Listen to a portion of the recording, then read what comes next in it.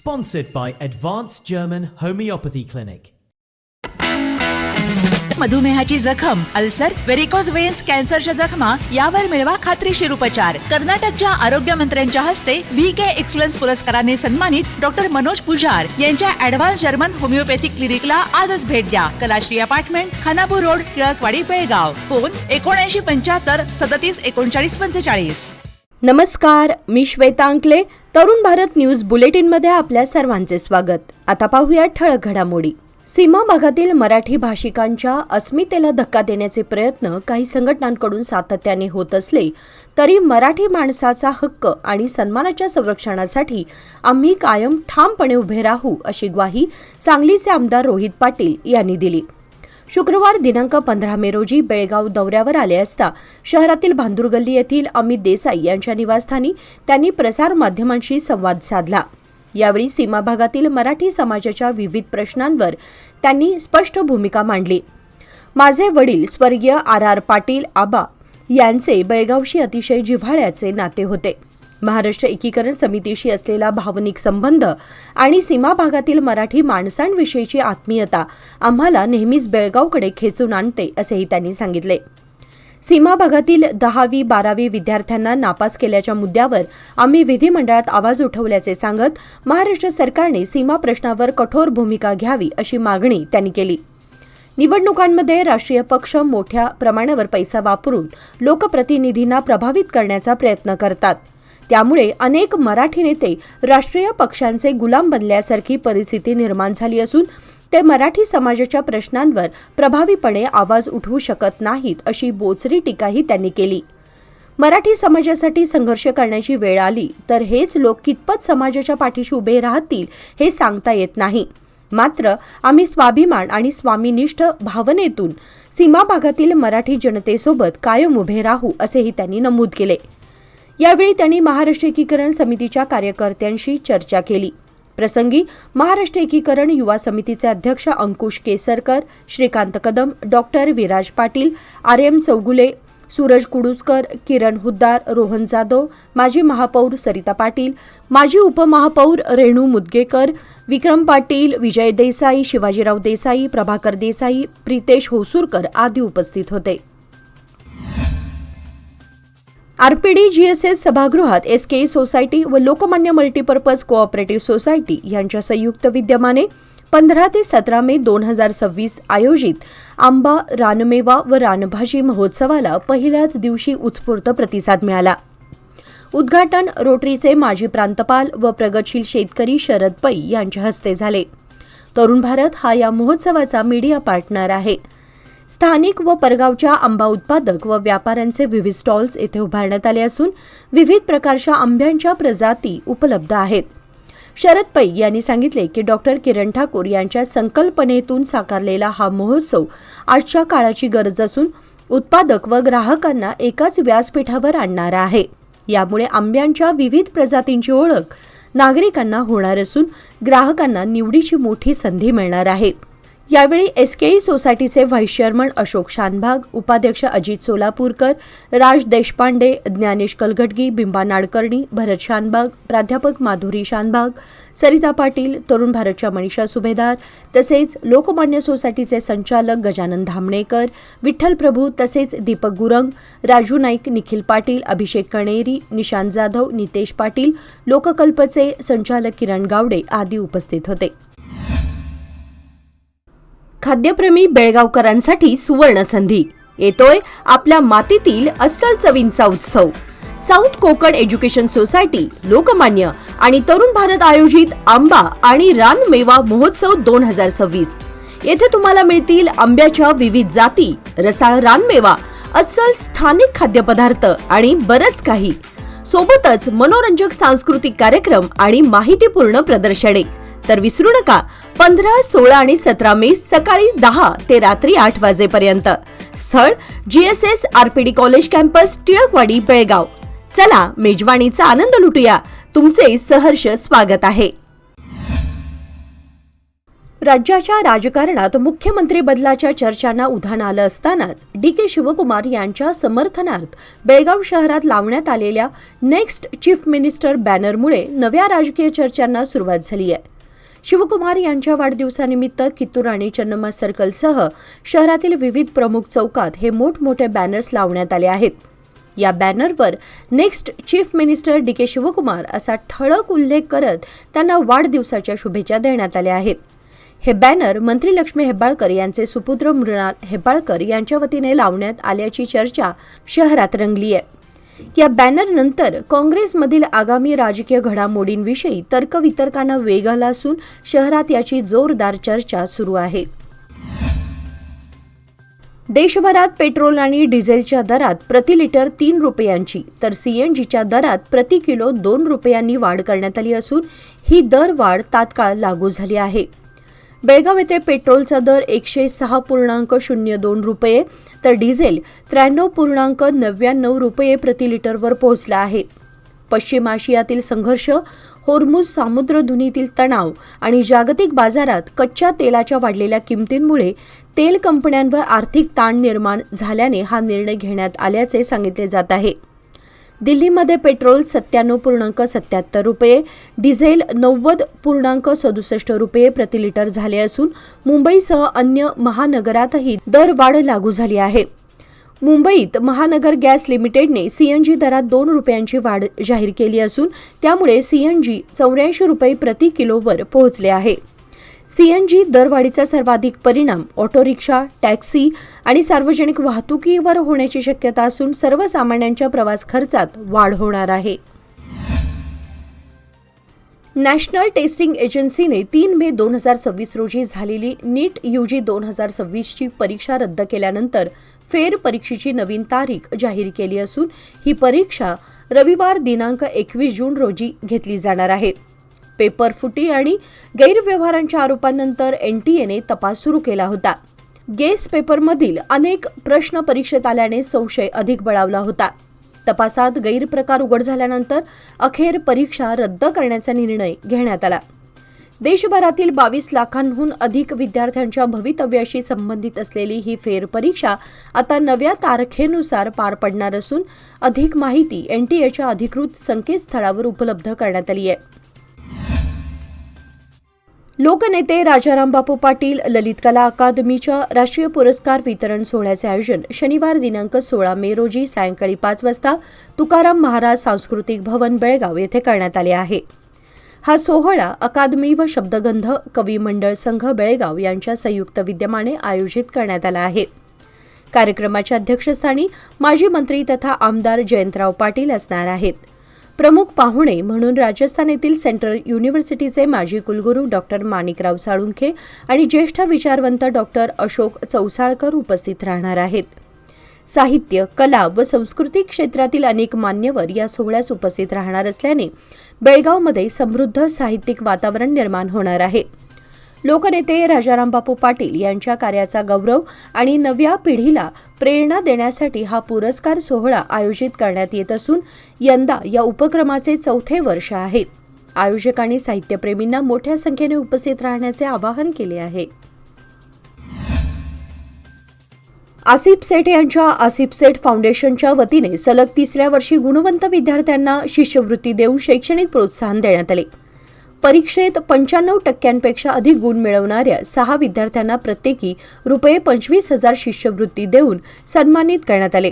यामध्ये शासकीय हायस्कूलमधील 5 विद्यार्थी आणि सेंट झेवियर हायस्कूलमधील 1 विद्यार्थी यांचा समावेश आहे. तसेच 90% ते 94% गुण मिळवणाऱ्या शासकीय हायस्कूलमधील 11 विद्यार्थ्यांचाही गौरव करण्यात आला. विद्यार्थ्यांना उच्च शिक्षणासाठी प्रोत्साहन देणे आणि त्यांच्या गुणवत्तेला दाद देणे हा या उपक्रमाचा उद्देश असल्याचे कार्यक्रमात नमूद करण्यात आले. बेळगाव शहरातील भाग्यनगर पहिला क्रॉस परिसरामध्ये गेल्या अनेक दिवसांपासून मोठ्या प्रमाणावर कचरा पडून असल्याने नागरिकांना दुर्गंधीचा त्रास सहन करावा लागत आहे. महानगरपालिकेच्या कचरा वाहकांना वारंवार निदर्शनास आणून देऊनही दुर्लक्ष केलं जात असल्याचा आरोप स्थानिकांनी केला आहे. काही रहिवाशांच्या घरांच्या विशेषतः स्वयंपाकघराच्या समोरच कचऱ्याचे ढीग साचल्याने आरोग्याचा प्रश्न गंभीर बनला आहे. अनुगोळ आणि भाग्यनगर परिसरातील सर्व्हिस रस्त्यांवरही कचरा उचलला जात नसल्याने परिस्थिती बिघडत चालली आहे. दुसरीकडे स्वच्छ सर्वेक्षणासाठी महापालिकेकडून नागरिकांचा फीडबॅक घेतला जात असल्याने कारभाराबाबत आश्चर्य व्यक्त केलं जात आहे. कचऱ्यामुळे डासांचा प्रादुर्भाव वाढला असून सरपटणाऱ्या प्राण्यांचा धोका निर्माण झाला आहे. पावसाळ्यापूर्वी तातडीने कचरा उचलून परिसर स्वच्छ करण्याची मागणी नागरिकांकडून करण्यात येत आहे. बेळगाव शहराच्या सौंदर्यात भर घालत महिला सक्षमीकरणाचा प्रभावी संदेश देण्यासाठी क्रेडाई महिला शाखेच्या विशेष प्रकल्पाचे भूमिपूजन उत्साहात पार पडले. बेळगावातील कॅन्टोन्मेंट रोड आणि क्लब रोड सर्कल परिसरात आयोजित कार्यक्रमात मान्यवरांच्या उपस्थितीत उपक्रमाची सुरुवात करण्यात आली. या प्रकल्पांतर्गत शहरातील प्रमुख चौकांमध्ये महिला सक्षमीकरण दर्शवणारे पुतळे उभारण्यात येणार असून परिसराचे सौंदर्यीकरण केले जाणार आहे. भारतीय महिलांचे सामर्थ्य, त्याग आणि देशभक्तीचे प्रतीक म्हणून हा उपक्रम राबवण्यात येत असल्याचे आयोजकांनी सांगितले. भूमिपूजन कार्यक्रमाला आमदार राजू सेठ, ब्रिगेडियर जॉयदीप मुखर्जी, अध्यक्ष सुदाम हरिविजय मनसलवार, सीईओ सुधीर तुपेकर, सतीश मन्नोळकर यांची प्रमुख उपस्थिती होती. तसेच क्रेडाईचे अध्यक्ष युवराज हुलजी, प्रशांत वांडकर, PS हिरेमठ, आनंद कुलकर्णी यांच्यासह इतर उपस्थित होते.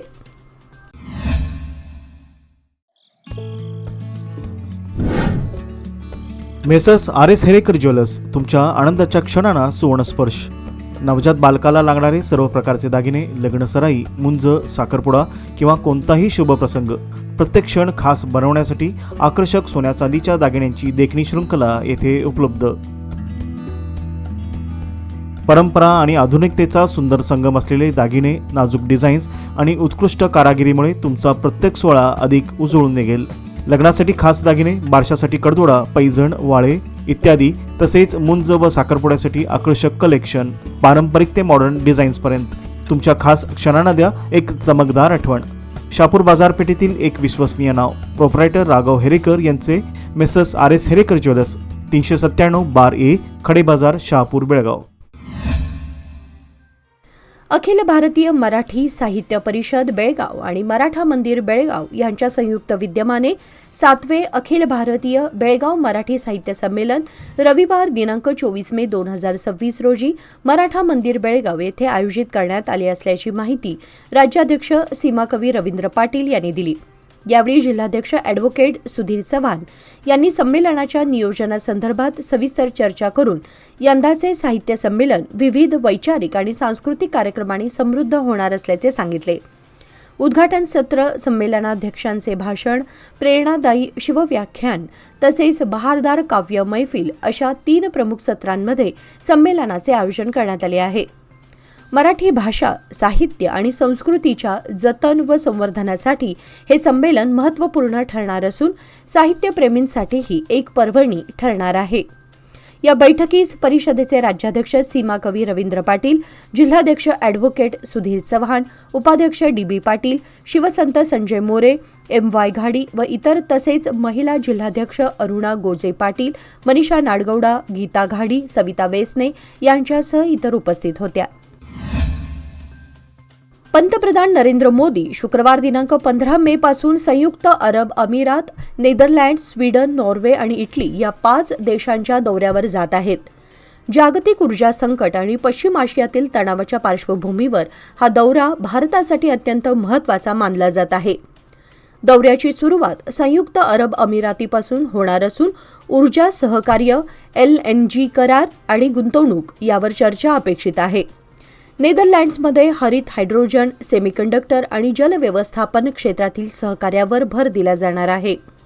स्वीडन, नॉर्वे आणि इटलीमध्ये तंत्रज्ञान, स्वच्छ ऊर्जा, संरक्षण, व्यापार तसेच जागतिक अन्न सुरक्षा विषयांवर महत्त्वपूर्ण चर्चा होणार आहे. विजयपूर जिल्ह्यातील हुनगुंद तालुक्यातील मरोल गावातील शेतात दुसरे लग्न करण्यास अडथळा ठरत असल्याच्या रागातून एका तरुणाने आपल्या विवाहित प्रेयसीची निर्घृण हत्या केल्याची घटना घडली आहे. मृतदेह मोटारसायकलवरून तंगडगी गावातील पुलावर आणून नदीत फेकण्याचा प्रयत्न करत असताना नागरिकांनी त्याचा डाव उधळला.